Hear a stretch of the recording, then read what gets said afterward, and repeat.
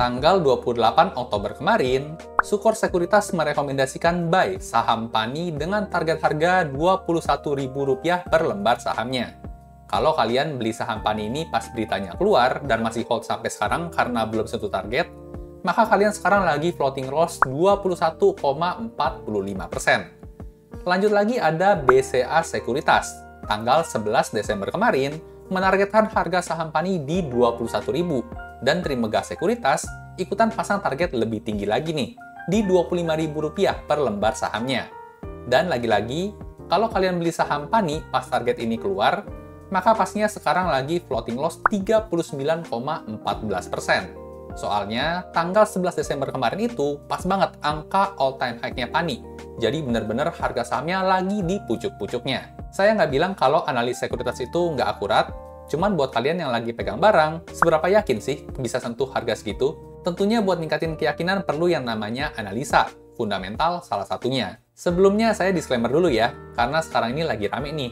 Ada satu kokoh aliran fundamental yang yakin banget target harga saham PANI masih jauh, dan dia pun berani hampir all in karena segitu yakinnya. Analisa fundamental ala Warren Buffett umumnya ada 3 jenis. Jenis value investing seperti saya, Pak Loh Keng Hong, dan Pak Sandiaga Uno pakai. Jenis yang hold forever seperti yang Warren Buffett pakai ya saat ini. Dan yang ketiga adalah jenis workout yang dulu Warren Buffett pakai pas modal dia masih kecil. Atau yang sekarang dipakai sama kokoh fundamental yang lagi rame ini. Beda jenis, beda convictionnya. Kalau jenis workout, itu rely on corporate action. Jadi lebih ke active investing ya, karena perlu mantau update berita terus. Dan jenis workout ini juga masuk kategori high risk dan high gain ya. Nah, kebetulan PANI baru aja rilis nih laporan keuangan update kuartal 4 tahun 2024-nya minggu kemarin. Seberapa meyakinkan sih bisa hit target 25.000 per lembar sahamnya? Yuk tonton video ini terus sampai selesai.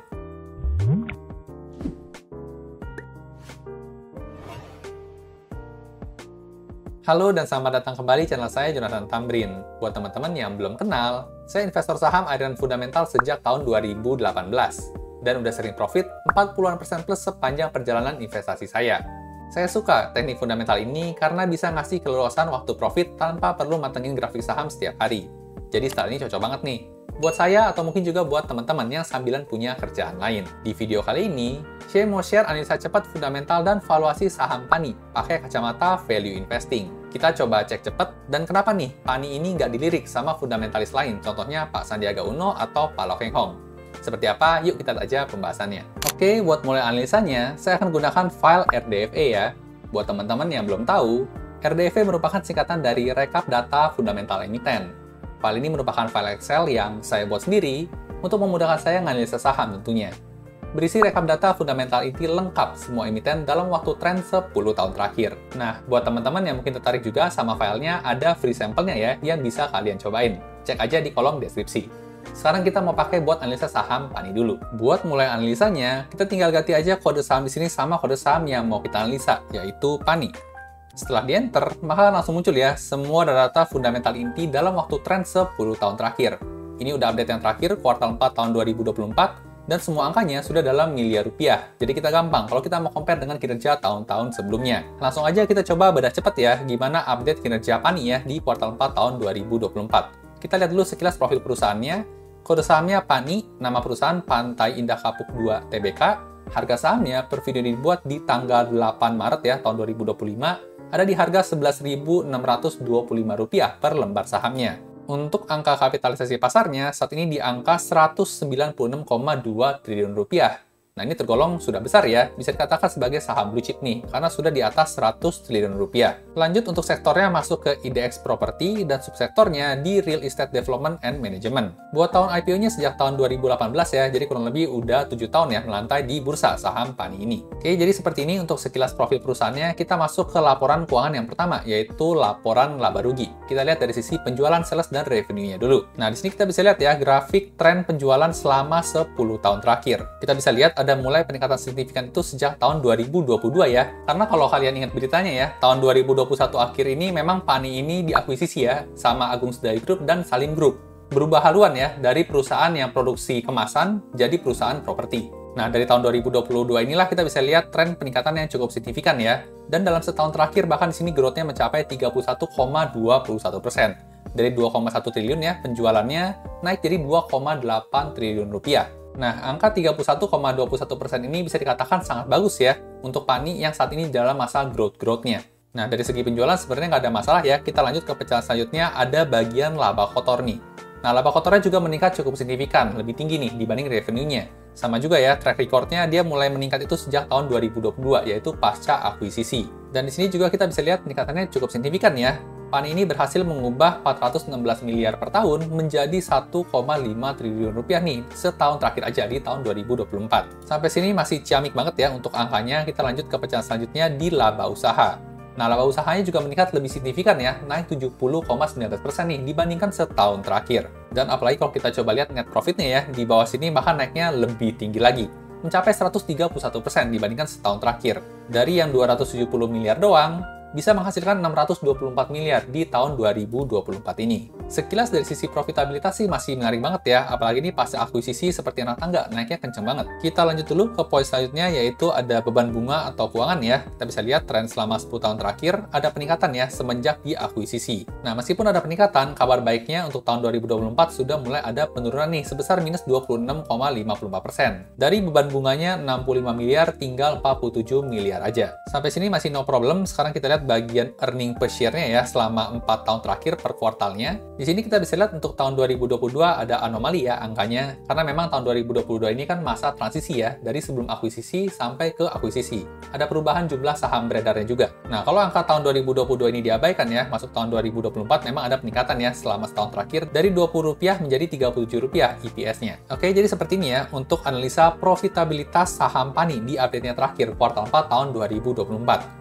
Masih bagus banget, nggak ada masalah, growth-nya juga kenceng.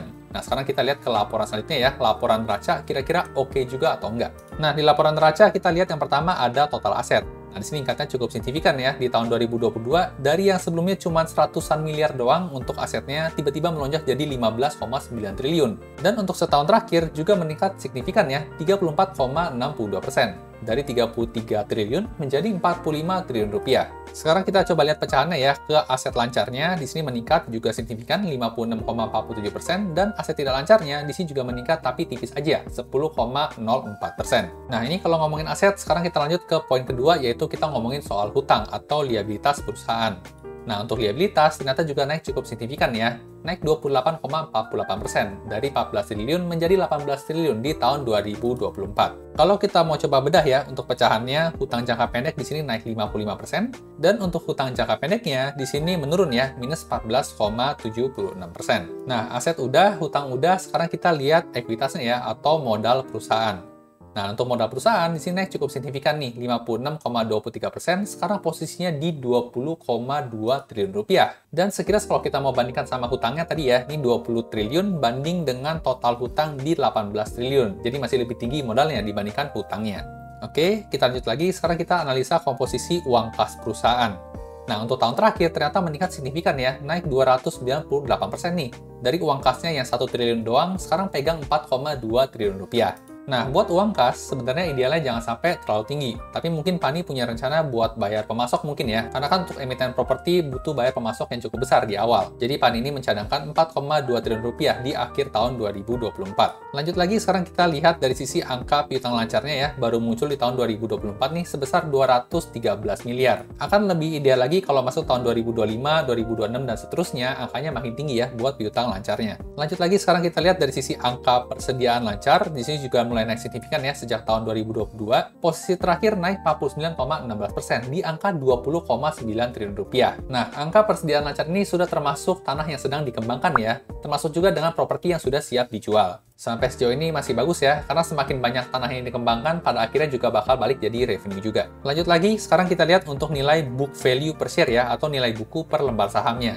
Ini kurang lebih sama grafiknya kayak ekuitas tadi di awal, naiknya cukup signifikan dan nggak ada masalah sama sekali. Naik 44,60%. Nilai bukunya sekarang di Rp1.197 per lembar sahamnya. Lanjut lagi, sekarang kita analisa dari sisi pembagian dividennya ya. Nah, Pan ini ternyata belum rutin membagikan dividen, hanya pernah satu kali untuk tutup buku tahun 2023. Dan itu pun nominalnya cuma Rp2 aja ya, jadi kecil banget. Nggak rekomen lah kalau ngambil saham Pani buat diambil dividennya. Karena kan juga namanya perusahaan masih masa growth ya, jadi kemungkinan nggak bagi dividen, biar bisa diputar duitnya lebih kencang lagi. Oke, jadi sampai sejauh ini kita sudah analisa lengkap kondisi neraca Pani ya di update-nya yang terakhir.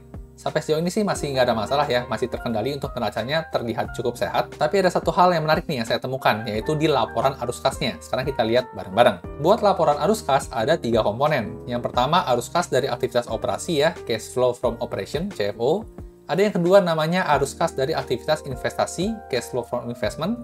Dan yang ketiga adalah arus kas dari aktivitas pendanaan atau cash flow from financing, CFF. Kita lihat satu-satu ya. Yang pertama dulu, mulai dari CFO. Nah, di sini kita bisa lihat tren selama 10 tahun terakhir ya. Dan untuk 2 tahun terakhir angkanya negatif gede-gede nih. Bahkan mencapai 4,4 triliun rupiah. Nah, buat angka CFO ini sebenarnya idealnya adalah angkanya positif nih. Kenapa?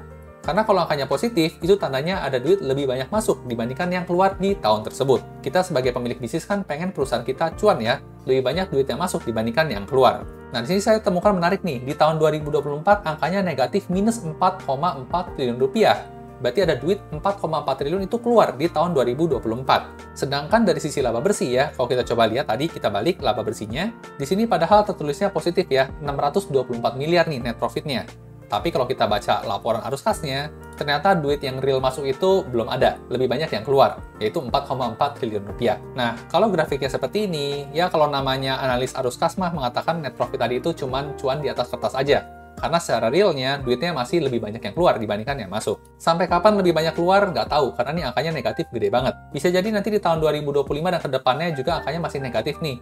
Meskipun secara pengakuan laba rugi, itu profit perusahaannya. Nah, tapi kalau duitnya lebih banyak keluar terus, dapat duitnya dari mana dong kalau bukan dari laba bersih? Nanti ada jawabannya di bawah ya, di CFF. Sekarang kita lihat poin yang kedua dulu, yaitu CFI-nya, atau arus kas dari aktivitas investasi. Nah, ini merupakan tren selama 10 tahun terakhir ya. Kita bisa lihat untuk 2 tahun terakhir, tahun 2023, angkanya negatif 1 triliun, dan tahun 2024 angkanya positif 1,4 triliun rupiah. Nah, buat angka CFI ini sebenarnya idealnya adalah angkanya negatif nih. Kenapa?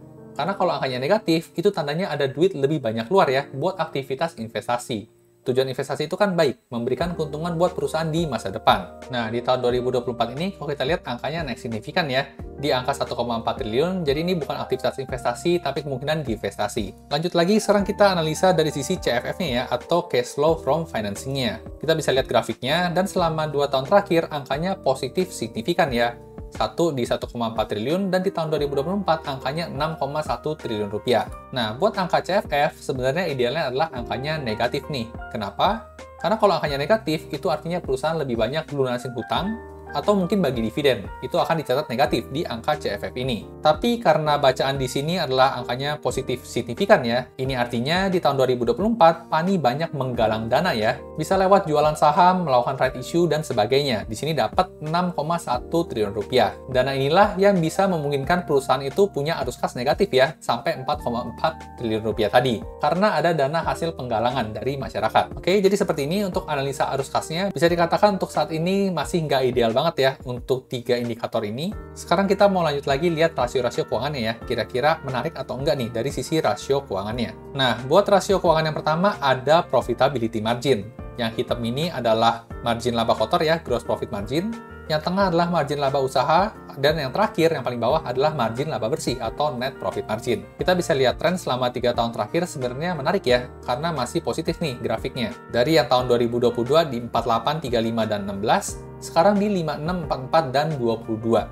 Ini ibaratnya di tahun 2022 jualan properti 1M ya, cuan bersihnya tinggal 160 juta doang. Tapi di tahun 2024, sama-sama jual properti yang 1M, dapat untung bersihnya 220 juta. Jadi meningkat lumayan signifikan. Nggak ada masalah, dari profitability margin masih menarik ya buat Pani. Lanjut ke rasio yang kedua, yaitu return on equity atau ROE. Nah, di sini kita bisa lihat ya, ada penurunan yang cukup signifikan nih sejak tahun 2022 untuk angka ROE-nya. Nah, ini kenapa bisa seperti ini? Yaitu tadi, karena perusahaan banyak menggalang dana ya. Nah, dana yang digalang ini kan masuk ke ekuitas perusahaan. Sedangkan performa net profit perusahaan itu belum bisa menyaingi peningkatan modalnya dari penggalangan dana tadi. Otomatis angka ROE-nya jadi turun nih, jadi 3,1% aja. Nah, angka ini sih tergolong sangat kecil ya, masih nggak ideal. Kalau bisa sih idealnya malah di atas double digit. Lanjut lagi, sekarang kita lihat rasio hutang ya. ada yang namanya debt to equity ratio atau rasio DER. Kita bisa lihat tren selama 10 tahun terakhir pernah tertinggi di tahun 2022 di angka 4,23, sekarang sudah turun signifikan ya di 0,93. Jadi udah bagus nih, karena sudah di bawah 1 angkanya. Semakin rendah dari angka 1 berarti kemungkinan buat gagal bayar atau bangkrut itu semakin kecil. Oke, ini rasio DER. Lanjut lagi ke rasio hutang selanjutnya, ada cash ratio. Posisi sekarang di 0,3 menurut saya cukup ideal ya. Ini artinya uang kas perusahaan saat ini itu bisa mengcover 30% hutang jangka pendek perusahaan. Cukup ideal menurut saya. Lanjut lagi ke rasio selanjutnya, ada yang namanya current ratio ya. Posisinya udah di atas 1, bagus nih, di angka 2, nggak ada masalah. Dan lanjut ada quick ratio juga, sekarang posisinya di 0,5. Agak rendah ya, idealnya itu mendekati 1. Dan rasio hutang yang terakhir ada yang namanya interest coverage ratio, atau rasio kemampuan membayar hutang berbunga. Di sini tinggi banget, di 26 kalinya, jadi sangat aman ya, nggak ada masalah dalam segi hutang berbunga. Kita coba lanjut lagi, sekarang kita lihat angka dividen yield-nya sama kayak tadi ya, karena tidak membaikkan dividen, jadi kebanyakan ya 0%. Di tahun 2023 pun juga cuma kecil ya, cuma 0,2% aja. Sampai sejauh ini kita udah analisa lengkap ya dari sisi fundamentalnya. Sekarang tentunya yang jadi pertanyaan selanjutnya adalah soal harga sahamnya ya. Apakah harga saham sekarang tergolong under value, murah, harga wajar, atau udah kemahalan nih? Nah, buat jawab pertanyaan itu, kita perlu lihat yang namanya rasio valuasi. Ada juga ya di sini. Sekarang kita mau lihat rasio valuasinya. Gimana harga sahamnya? Rasio valuasi di sini. Rasio valuasi yang pertama ada yang namanya price to book value atau PBV. Di sini kita bisa lihat tren selama 10 tahun terakhir ya. Paling tingginya pernah di tahun 2021 mencapai 16,9 kalinya. Sekarang posisinya di 9,7 kalinya. Nah, buat teman-teman yang belum familiar, cara baca rasio PBV itu kita patokan pada angka 1 pada umumnya. Semakin rendah dari angka 1, semakin under value, semakin murah. Kalau semakin tinggi, berarti semakin mahal atau semakin over value. Di sini saya ada 2 strategi ya, membandingkan dengan average 5 tahunannya, dan membandingkan dengan angka fair di angka 1 tadi. Lebih cocok yang mana untuk saham PANI? Ini baik lagi ke conviction teman-teman ya. Kalau teman-teman merasa, oh PANI ini perusahaan bagus, jadi harusnya dihargai mahal, lebih premium. Berarti bisa pakai average 5 tahunannya. Tapi kalau mungkin teman-teman merasa, PANI ini sama aja kayak saham growth lainnya, mungkin lebih cocok pakai 1, ya berarti bisa pakai strategi yang kedua ini. Misalnya saya mau pakai strategi yang pertama ini. Kita coba baca ya. Untuk average 5 tahunan PBV-nya ada di angka 8,03. Sekarang posisinya di 9,71, jadi udah lebih tinggi ya. Jadi bukannya potensi gain, tapi punya potensi loss nih, sebesar minus 17%, dengan target harga jualnya di Rp9.600 per lembar sahamnya, yang tergolong slightly overvalue. Kalau pakai strategi kedua, mah di sini lebih overvalue lagi ya, target jualnya di 1.100-an aja seharusnya, sesuai dengan nilai buku per lembar sahamnya, BVPS yang tadi di awal. Nah, jadi untuk bacaan PBV sama-sama mengatakan saham ini overvalue ya, secara valuasi. Nah, sekarang kita coba tambah rasio valuasinya ya, biar ada pembandingnya. Kita pakai rasio valuasi price to earning ratio atau PE ratio. Kita bisa lihat trennya, paling tinggi tahun 2021 ya, mencapai 425 kalinya, sekarang posisi di 314 kali. Sama juga ya, ada 2 strategi, membandingkan average 5 tahunannya dan berpatokan pada angka 10. Semakin rendah dari angka 10 semakin murah, semakin tinggi dari angka 10 semakin mahal. Dan dari kedua bacaan ini, ternyata harga saham PANI juga dikatakan sebagai overvalue nih. Target harga jualnya antara di 8.800 atau di Rp370 aja, kalau berdasarkan laba bersih perusahaan. Nah, buat rasio PER ini, biar gampang bacanya ya, di sini kan angkanya 314 kali. Ini artinya, dari laba bersih perusahaan yang sekarang, itu perlu waktu 314 tahun buat balik modal ya. Jadi misalnya kita beli saham PANI ini 10 juta ya. Nah, kita butuh waktu 300 tahun nih, baru kita bisa dapat 10 juta lagi dari laba bersih perusahaan saat ini. Nah, kalau udah seperti ini sih, menurut saya memang masalahnya hanya di valuasi ya. Kenapa Pak Loh Keng Hong atau Pak Sandiaga Uno itu nggak melirik PANI? Karena memang valuasinya ekstrim mahal sekali, sudah sangat overvalue. Tapi mungkin kalau pakai metode kokoh fundamental satunya, mungkin nggak ngelihat valuasi lagi. Lihatnya corporate action ya. Apakah kedepannya ada stock split kah? Atau mungkin right issue lagi kah? Atau mungkin akuisisi lagi? Nah, itu yang diincar. Jadi memang beda ya cara mainnya. Dan keterangan batinnya pun juga beda. Sampai sini kalau masih mau nambahin lagi ya buat rasio valuasinya, di sini juga ada rasio price to earning growth ratio ya, mengatakan overvalue juga untuk kedua metodenya. Dan ada juga price to cash flow ratio, tapi ini kita nggak bisa pakai karena tadi kan arus kasnya negatif ya. Jadi sini kita bisa skip. Dan yang terakhir juga ada metode EPS growth. Di sini kita bisa lihat angkanya juga tergolong overvalue nih. Target harga jualnya cuma di 1.400-an, harga sekarang di 11.600-an. Nah, jadi seperti ini ya, kalau kita coba menganalisa saham PANI dari kacamata value investor. Dan tentunya seperti biasa, saya disclaimer lagi, tujuan dari pembuatan video ini bukan untuk memberikan rekomendasi beli atau jual suatu saham. Di sini saya hanya pure ya, men-sharingkan temuan-temuan yang saya temukan menarik. Bagus kalau teman-teman dapat insight, tapi buat jual atau beli suatu saham, teman-teman tetap harus ngerjain PR sendiri atau do your own research. Buat teman-teman yang tertarik sama file Excel RDFA-nya, kalian bisa cobain gratis file sampelnya di website joetamrin.com. Jadi kalau cocok, bisa langsung pesan aja. Untuk update kuartal 4 tahun 2024 udah rilis dan udah ada 112 emiten yang rilis laporan keuangan terbarunya. Buat teman-teman yang pesen, nantinya bakal dapat free update berkala nih. Minimal 1 kali setiap minggunya sampai lengkap data 800-an plus rekap laporan keuangan emitennya. Info lebih lengkapnya lagi bisa cek kolom deskripsi di bawah ya. Dan buat yang masih mau tanya-tanya juga bisa ke admin nih via DM Instagram di Jonathan Tamrin. Suka video seperti ini? Kemungkinan besar kalian juga bakal suka video lainnya di channel ini. Jangan lupa di-like dan bagikan ke teman-teman investor lainnya ya, supaya makin jago analisa sahamnya. Sampai jumpa di video berikutnya.